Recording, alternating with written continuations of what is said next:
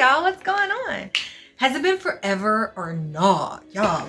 Even with the pandemic, watching everybody be like, oh my goodness, this is the perfect time. Get all your ideas out. That business you want to start, do it. That book you wanted to write it, girl. The music you wanted to compose it. And I was reading all this stuff like, yeah, this is the time. But then, like, there was no time for me. Maybe it was just men. Was it men that got the time and the wives? Or the husbands got time and the wives didn't? I don't know. Anyway, welcome back for another episode of Wife Life. I am Ryan, and on Wife Life, we talk about all things wife, all things life, a little bit of humor in there, but I'm always honest with you guys because honesty is the best policy, and also life is too short to be fake, and to a lot of folks, and marriage is way too serious to false advertise. So, amen. So some of you might have just seen the title and you're like, ooh, girl, let me watch this real quick. Some of you just want to be messy, and that's fine too. Curiosity killed the cat, but will bring life everlasting. And no, that doesn't work. Before I jump in, let me just say, if you have not subscribed, consider doing so. If not, that's cool too. But I really I really appreciate you guys for your support, because it is not always easy to be vulnerable. So thank you for giving a space to do so. That's really dope. And if you see me out here in these streets, like, say something. Don't send me a DM later and be like, hey, I think I saw you today. Although, have any of you ever thought you saw somebody, especially since we have these masks now, and like walked up to them with confidence, or you just smiling under your mask so they saw the smiles and they're kind of just looking like... It's happened to me more times than I actually want to admit. Also, before I get started, I want to get two things out of the way. Number one, this is not a blame game. Ultimately, we make the decision to allow certain things to happen. And a lot of us have recurring or snowball issues in our relationship because we will not relinquish the right to be the victim. Number two, this video is about losing my identity, not seeking or needing further validation. Sometimes when we are not receiving validation, we assume that it's because people aren't recognizing who we are. So we start to think, oh, I'm losing my identity because I'm not being validated. Our validation or our identity is not in the praise that we receive from others. Our identity is deeply rooted in who we are to ourselves, and more importantly, as a child of God. If you haven't seen any of my videos, let me just say, I am a Christian wife and I come from a Christian perspective, so everything that I say will be rooted in my faith. So without further ado, let's get started on how I lost my identity in my marriage and how I'm fighting so hard to get it back.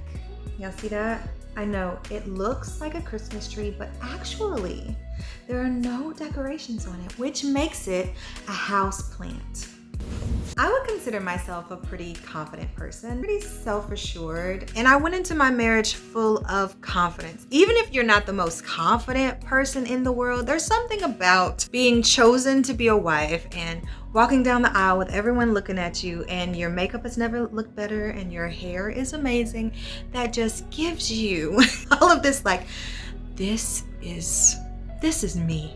And I had no issues with anybody. Just walk in and just be myself. And as soon as I got married, my life, it was as if I jumped out of my life and into my husband's life. I still had my job though. I was still working, and I was still able to see, my coworkers. I wasn't seeing my friends nearly as much. Y'all, I was trying to be super wife. Laundry, keep the house clean every single day, dishes, cooking, all of that. My husband wasn't going to do anything, y'all. I was going to do it because that's the wife I wanted to be. Fast forward to now, I still do all that stuff, but if my husband sees me, bloop, bloop, bloop, bloop, bloop, bloop, that's drowning.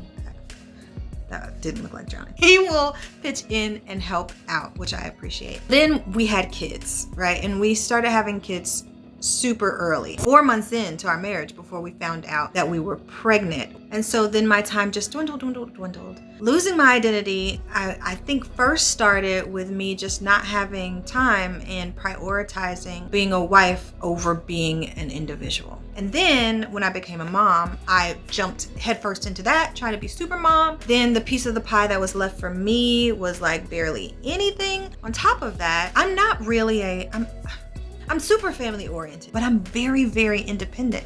On the other hand, my husband's family, I see them and talk to them more than I talk to most of the members of my immediate family. They were, I guess, for all intents and purposes, is that how you say it?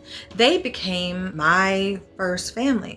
I think both sides changed, or both sides got more comfortable maybe, and we all kind of just settled into ourselves. But because there were more of them, it was uncomfortable for me because I was constantly getting questions of, what's wrong? And why isn't she participating? And she's so quiet. It was like, yo, I'm trying to chill. On top of the fact that I'm jumping in and I don't know what you guys are talking about in these conversations. I'm just kind of here. Anyway, I felt rejected by my in-laws. Plus, our lives revolved around all of his friends, none of mine. My world became super duper small. And the only things in my world were my husband's. It was like moving into a house where nothing is yours. And you don't know what, like nothing is yours. This house doesn't even look like you. And that's how I felt my life was. Then I became a stay-at-home mom, and my husband was working his job, but he's blessed to work. His career is his passion. And I was slowly losing sight of what in the world my passions were. First, it was as if nobody else knew who I was around me. But then slowly it became, I don't know who I am anymore. And the first thing I did was kind of lash out, play the blame game. I blamed everybody that I could. I blamed my in-laws, I blamed my husband, I blamed church, I blamed the entire world, when ultimately it was me who had let it all go. So have I painted a picture clear enough? Now I'm gonna tell you guys really what I did when I finally stopped playing the blame game. The first thing I did was the wrong thing, and that was to shut down and start asserting myself. I said, you know what? This is my husband's fault. So I would just tell him, okay, well, I'm about to leave. I was like, you know what? I'm gonna go hang out with my friends. I abandoned certain parts of my identity. I was rejecting parts, the parts that were labels. So the parts of like mom and wife and daughter-in-law. I'm more than that. Actually, you guys are not gonna define me as that anymore. So I rejected all of them. And part of me needed that. Part of me needed to know that I still have choices in my life. Just like I felt like my husband has options, I wanted to prove to myself that I could do the same things. I can go and I can do. But what I was taking for granted was that these things are not the sum total of who I am, but they are who I am.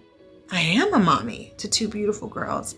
I am a wife to a wonderful husband. And I am a daughter-in-law, I'm a sister-in-law, I'm a sister, I'm a daughter. All of that is who I am.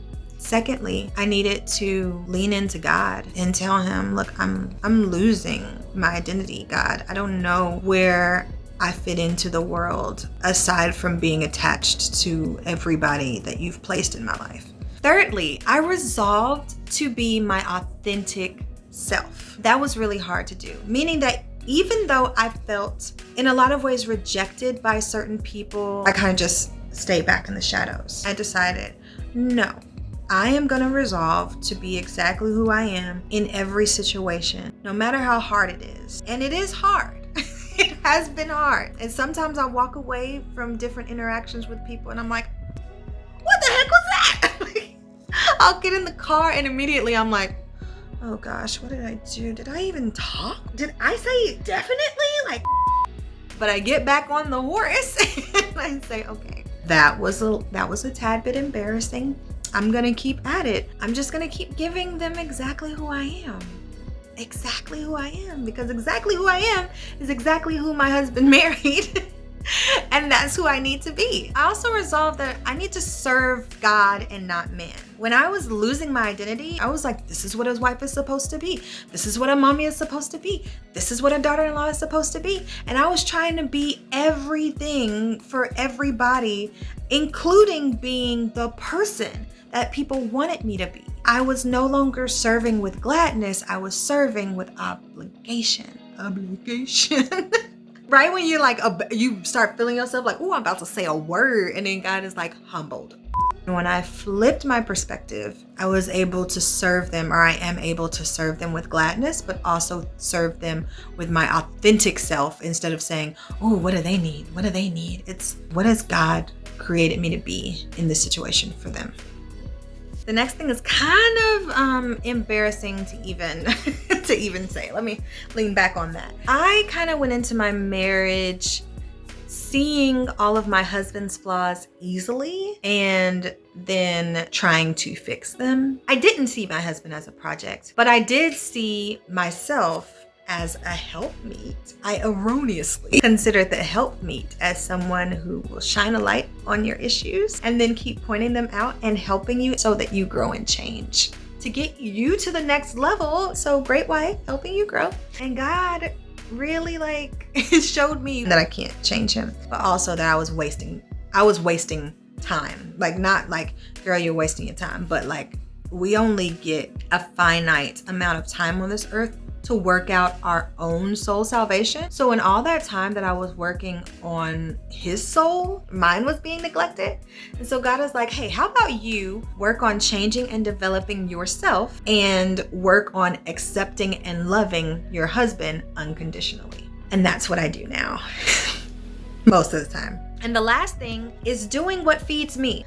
I had drunk the Kool-Aid of my life. I'm not reaching my full potential if I am not walking in my purpose. And if I were walking in my purpose, all people would be drawn to me. And I would see it in my followers. I would see it in my bank account. And I would see it in my influence. I drank the Kool-Aid. I took a couple of sips. One thing that really brings me joy is to have Bible studies with women. I love it. And I didn't realize that I really liked that stuff when I was younger. But now I like y'all. When you wake up and realize, oh, I'm a woman. I cry too. Anyway, I hope that this video has helped you guys. If you have any questions, feel free, leave them in the comments below. You can also email me, ryantrayleranswers@gmail.com, or you can connect with me on social media.